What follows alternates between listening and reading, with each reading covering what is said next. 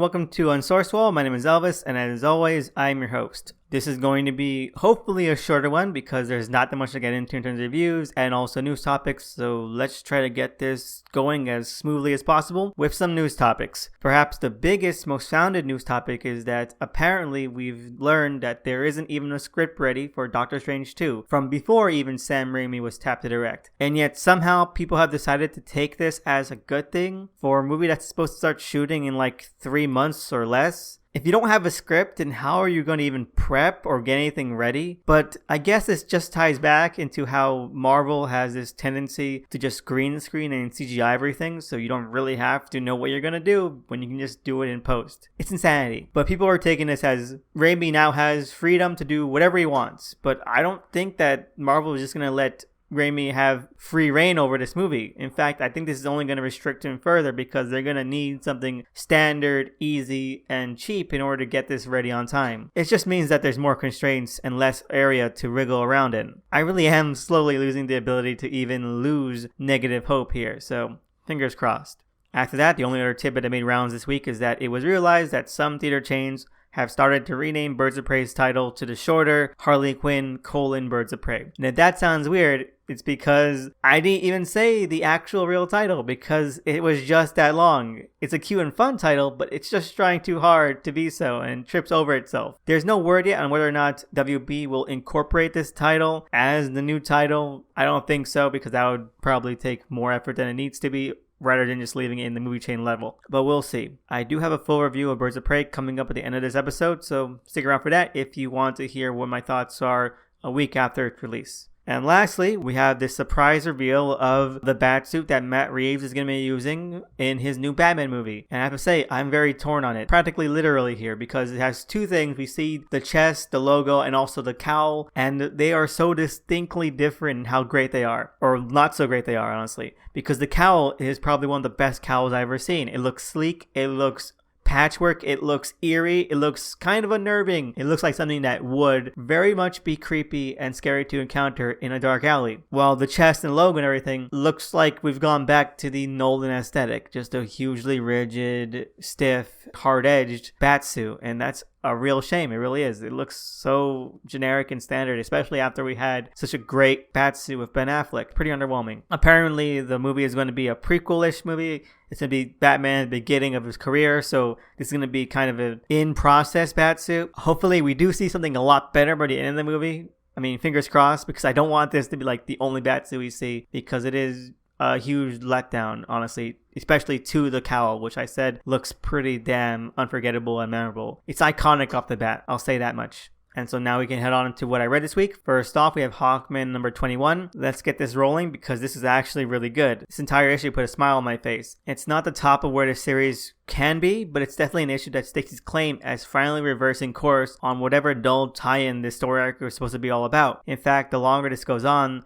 the more the year the villain, the Batman who laughs, becomes an afterthought. It makes me hopeful for how well this is going to stand as a proper season 2 for this ongoing. But I'm burying the lead here. What makes this issue work, and work damn well, is the ever-growing cast of characters. We've gone from one-and-done issues with Hawkman to a well-rounded cast with characters that are lively, have fun dynamics, and that you want to see develop and grow into vital parts of the story. I mean, you have Hawkwoman, the Atom, and Adam Strange on a mission to save Hawkman, and it's given this humorous, exciting, and a little bit thrilling atmosphere, then hell yes, sign me up. They're back and forth and banter all fit like a glove. They really steal the show in this issue, with Skye, Tyrant, and Carter taking a bit of the back seat, as this trio have to maneuver around them and accept that they're going to be in for a hell of a fight. It's good stuff, and I think it holds its own ground. I hope it stays for the second half of this season, because they work really well together, and I would love to see how they finagle a solution. All I'm saying is that it does lead to a lot of really fun, really fantastic character beats, and I think that's what makes a really great ongoing for a character that has a lot of variation in what they are. And speaking of a character like that, we have the Immortal Hulk number 31, because sometimes the stars align and the Immortal Hulk gets an issue that has the energy needed to sock me right in the face with how damn pitch perfect and clever it is in bringing back, reimagining, and re-energizing these classic Hulk characters and villains. Like, I hope this is a sign that the upswing that the previous issue was hinting at is going to keep building as we get through this act. What makes this issue so damn good is that it takes what is mostly a Hulk fight issue and builds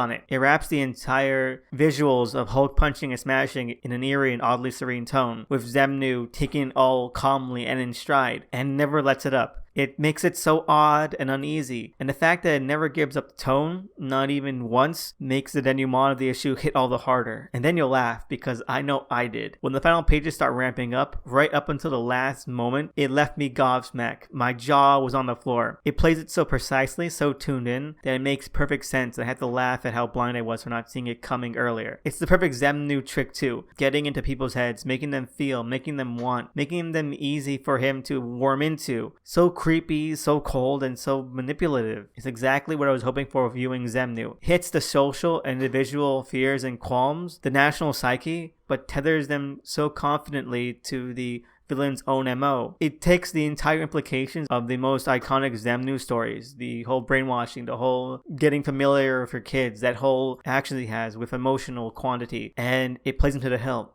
It brings them to the surface, and it takes it as seriously as it can, and it works, it lands, it hits, and it makes me so excited for where he's gonna go. I can't wait to see what happens next to Zemnu, and this is one of those things that is gonna make this run stand the test of time. And when you're doing that, and when you're making something definitive, then that comes across, and it's coming across here. And I'm just so happy for that as a Hulk fan. Overall, 2 thumbs up. And that's about it. So now we can move on into what I watched this week. And like I said at the beginning, I was finally able to catch Birds of Prey and the fantabulous emancipation of one Harley Quinn, aka Harley Quinn: Birds of Prey. And just to get out of the way, that second makeshift unofficial title is way better, or at the very least more representative of the movie as a whole. But I'm getting ahead of myself. To start with, it's good. It's fine. It's okay. It's very much what I was expecting when I said everything about it reminding me of Deadpool 1. Not in a blunt and obvious way, but more in the way that it handles humor, the structure, and the characters, and it tries to juggle and mesh them all together, which can leave a lot to be desired. And that's exactly what happens. Huge swaths in the movie have decently mediocre jokes and gags, but still a sizable amount that either fall flat or don't add much to the tone or mood at all. In fact, sometimes it draws away from them. It's part of a few things that keeps the movie from being as engaging and as interesting as it could be. And it can be really immersive and pretty investing when it wants to be, so that can be kind of a shame. But it's the overabundance and over-reliance of atonal gags coupled with a few larger issue things, the most prominent of which is that this shouldn't have been called a Birds of Prey movie. I know that the common complaint right now is that it isn't even a Birds of Prey movie to begin with, and that's true. The Birds of Prey are an afterthought. Like, they're just sideline attributes and plot stand-ins and conveniences that don't really have much or anything to call their own. The movie heavily relies on Harley Quinn. We know her thoughts, her feelings, her desires, her dynamics, her bonds,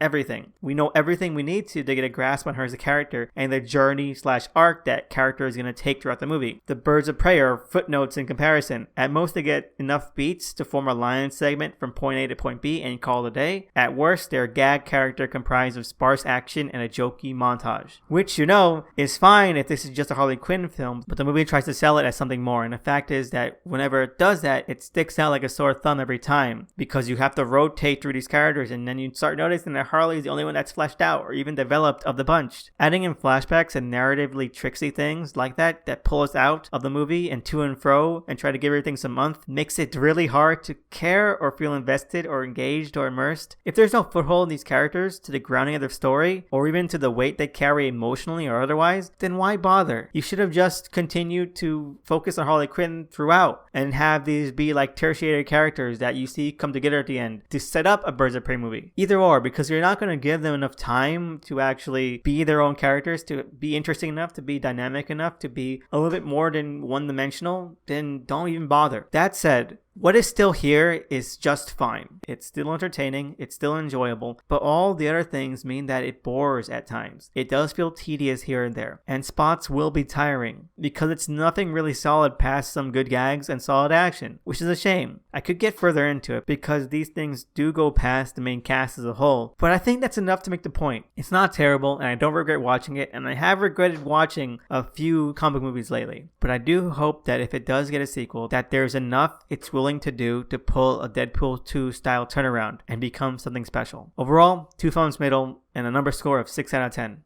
And that's it for what I watched this week. We have one question this week from the ever amazing AkiCat on Twitter, and their question is, since it's Valentine's Day, or was by the time you're listening to this, what romantic comedy do I recommend to watch for someone who doesn't watch much rom-coms? And I'm going to take this to mean that this person doesn't generally watch rom-coms like at all, like just out of disinterest. And so I'm going to just recommend two. I'm going to recommend two right here because they're probably the most iconic, the most codifying, and probably the most influential of rom-coms that there are. They're probably some of the most recommended as well. Because when people think of rom-coms, they think of all these trite, really sterile, really backwards, and honestly kind of boring cliches. And I don't blame them because a lot of rom-coms do that kind of thing. But when you think about what inspired those, the ones that came first or the ones that had the most influence, they actually took those cliches and they were really forward thinking and clever about how to use them. And so it's kind of a backward situation where what came first or what was the prototype or the archetype was a lot more developed, and what came after were more mass produced and simplified than those were. And so the two I'm going to recommend, or I would recommend, would be Pride and Prejudice and When Harry Met Sally. And you could make the very clear case that When Harry Met Sally is very, very indebted to Pride and Prejudice. And when I say Pride and Prejudice, I'm going to be talking more about the Colin Firth version from the 90s, because what they do is that they take the whole essence of that meet cute, that falling in love, the whole cynical, wry, clever, self-aware nature of falling in love, of these romantic tropes, turning on its head, actually discussing it, actually delving into it, and actually earning these characters falling in love. So you have something that doesn't just allow itself to be forced into a kind of schmaltz or mirth or falsely hollow, superficial tenderness or sensitivity. It actually has the characters develop and grow and actually earn these qualities and this sentiment. And I love seeing that a lot. I think the best romantic comedies have enough push and pull, enough give and take between the characters to actually make them coming together and make them finally realizing romantic feelings and, actual emotional connection and bonding work. It makes it land. It gives it impact and weight. And so that's why I recommend Pride and Prejudice and When Harry Met Sally, because they take that and they're very clever and they're very fun about it, and they don't take themselves too seriously, but they take the emotion and they take the characters and their vulnerabilities and their flaws, and they show why they connect and how they connect and why these characters eventually do make for a meaningful couple. And it's great to see. And I think if you're gonna have a romantic comedy, you need all of that. You need to have characters that don't have it all going on, that aren't so obviously meant to be together, that aren't so forcibly pushed together just because the narrative decides that they need to be in love. You want to see obstacles. You don't want to see obstacles in the form of other people. You want to see obstacles in the form of their own defects, their own flaws, their own hang-ups, their own neuroses. And that makes them falling in love a little bit more exciting to see, because you can relate it to yourself, or you can see, if anything, a more exaggerated version of what it is to just be around other people that you might have feelings for, and how in your head that whole situation can be. Now, of course, with regard to When Harry Met Sally, there are some aspects that are dated that do seem a little bit out of place with contemporary worldviews and mindsets. I still think it has aged well. I saw it just yesterday and it is pretty brilliant. I think that it definitely does outweigh itself in terms of how much it works, how much it lets you really believe in these characters. Billy Crystal and Meg Ryan do an amazing job, but there are things that do seem out of place and don't really translate to a modern audience. While Pride and Prejudice being, well, not originally a period piece, but now the Colin Firth version is a period piece, you can sort of understand, like, oh, that was the past. While obviously When Harry Met Sally is a little bit too close to present day to really have that much disconnect. But they both really work. They're both really fun. They both have great characters and situations where you can really invest in the plight of the leads and the side characters and beta couples, couples on the side that you're supposed to have like little nice tender moments for, while the main couple is still all within their shit and trying to work things out. So it's great. They're both fun. If you haven't watched much rom-coms, I think there's still a lot to get out of that. You won't be bored, and it never hurts to go back to the classics, and that's exactly what these are. They're classics. The romance quality is always there from the outset because you know you're watching a rom-com, but it never allows itself to sink and mire into that. It feels very natural. I think that's something that you see a lot of modern rom-coms. You're the Worst, which I also really liked, or Sex Education, which I also really liked. They feel like they're doing something new and innovative when all they're really doing is kind of reinventing the wheel, but such a good wheel. Like I said, When Harry Met Sally did it, Pride and Prejudice did it, possibly dozens of others did it too between them, but it's always worth it to look back and, well, really go back to basics. And sometimes the basics are basics for a reason, because they do everything that you should do, and sometimes they do it the best. So if you haven't watched much rom-coms, I recommend the Colin Firth miniseries of Pride and Prejudice and When Harry Met Sally, because they're real, or at the very least they're an extrapolation of real, of how neurotic or nervous or just completely anxious we can get in terms of romantic relationships. And they have characters and actors that nail that to the hilt. So I recommend them both. Thank you so much, Aki Cat, for that amazing question. I had a lot of fun. I love rom-coms. Sometimes it's just nice to give someone some good advice on where to get started because there are a lot of bad ones out there. Trust me, I know. As always, I want to say thank you to everyone out there who's ever sent in a question, comment, or topic. It means so much to me. I'm so grateful and I enjoy them every single time. So thank you so much. If anyone out there has their own questions, comment, or topic they want to hear discussed on the show, you can always find me on Twitter at THE_SNICKMAN. And I want to give a shout out to the main cover artist for the show at DOTEMCEE. Please check them out. Give them a follow. They truly deserve it. They're amazing. As always, I just want to say thank you so much for listening. And I hope you have a great week. See you again next time.